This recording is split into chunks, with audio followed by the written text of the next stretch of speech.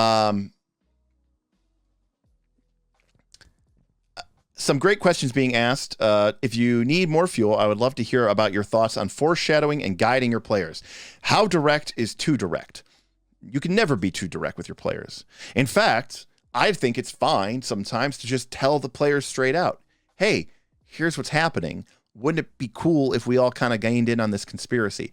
I think unless you're specifically playing a mystery-based game, I think hiding information and keeping players in the dark is way overrated. It's way overrated. Your games will, always work a lot better when the players feel like they have an idea of what's going on. And believe it or not, you can sometimes be completely obtuse with them and just tell them straight out what's going on, and they still won't get it.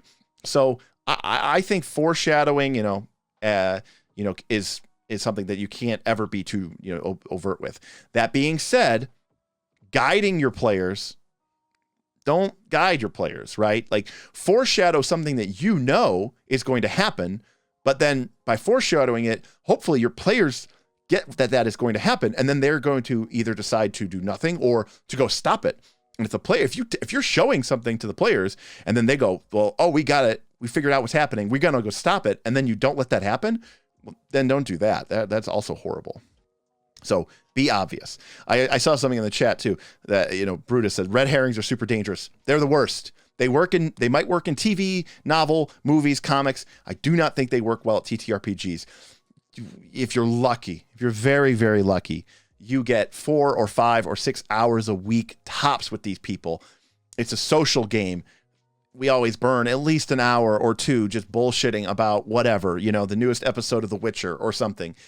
We get so precious few moments to play these games. And especially now playing with friends and who have kids and wives and husbands, we might play once a month or once every 2 weeks. I don't have time to be chasing red herrings. Avoid them. Let the players know what's going on.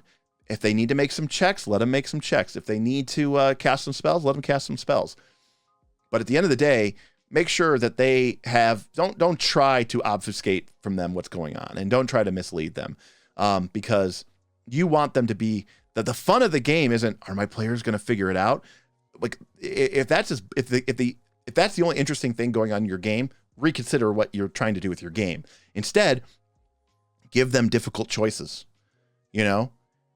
Say, oh, you figured it out, and you can either go do A or B, not both. And maybe your players will come up with some crazy idea to try to do both, and then say, hey, go for it. But now if you fail at both, and give them their options. But if a player is making an informed decision, then they're going to feel like they have a lot of agency. And then win or lose, they'll know at the end of the day that it was their choices that brought them to this moment, rather than feeling like they didn't have any agency and they just ended up here.